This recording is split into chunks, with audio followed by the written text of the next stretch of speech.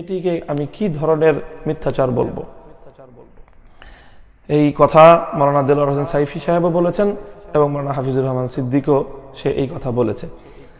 এই যে কথাগুলো আমাদের মহল থেকেও কিছু লোক বলছেন এবং তারা বিভিন্ন জায়গায় কথাগুলো এমনভাবে প্রচার করছেন যে এই মিথ্যা কথাটি শতবার বা হাজারবার বলার কারণে এখন এটি একটি সত্যে পরিণত হয়েছে।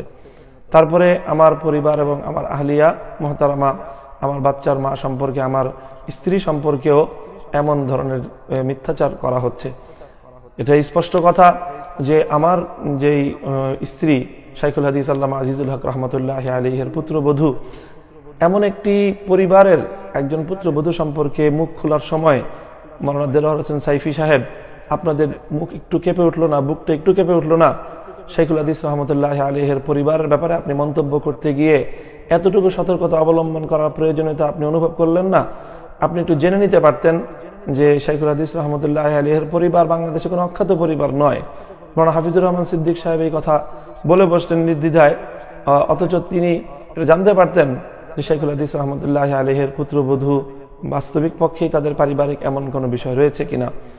আমার স্ত্রী সে কোনো ছাত্রী সংস্থার বা ছাত্রী সংগঠনের কোনো প্রাথমিক সদস্য পূরণ করা তো দূরের কথা, সংগঠনের নামও সে কোনোদিন শুনেনি। এমন একজন মানুষকে সেই দলের একজন নেত্রী বানিয়ে দেওয়া হচ্ছে। এই হলো আমাদের দেশের অবস্থা।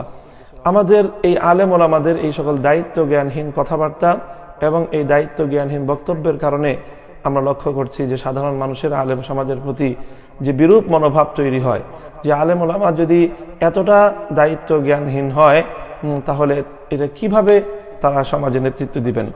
কাজেই আমার এই বক্তব্যের পর আমি স্পষ্টভাবে চাইব, বিশেষ করে যে মাওলানা হাফিজুর রহমান সিদ্দিক সাহেব, তিনি যদিও একটি খাস বৈঠকে বলেছেন, কিন্তু তার কথাটি এখন আর খাস বৈঠকে নেই। সেই কথাটি সারা দেশের সামনে প্রচারিত হয়েছে।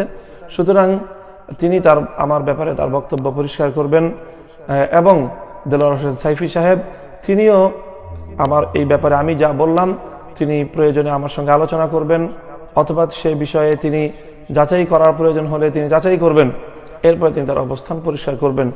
যদি তারা এই কাজটিকু না করেন তাহলে শাইখুল হাদিস আল্লামা আজিজুল হক রহমতুল্লাহ আলাইহির অন্তত যারা ছাত্র শিষ্য এবং তার ভক্ত যারা তাকে মহব্বত করতেন, ভালোবাসতেন, আমি সেই সকল আলেম ওলামাদের কাছে এই বিষয়টি আমি আপনাদের সদয় বিবেচনার জন্য রাখলাম যে আপনারা এই বিষয়ে আপনারা বিচার করবেন যে কেন শাইখুল হাদিস পরিবার সম্পর্কে এই অপপ্রচার, কেন শাইখুল হাদিস পরিবার সম্পর্কে এই মিথ্যাচার, কেন মানুষের ব্যাপারে এই বিভ্রান্তি ছড়ানো হলো। এই বিভ্রান্তিটার ব্যাপারে আমি এই জন্য কথা বলছি কারণ এই বিভ্রান্তিটা সহই গোটা ষড়যন্ত্রে দানা বেঁধে উঠেছে। হাটহাজারী মাদ্রাসা এবং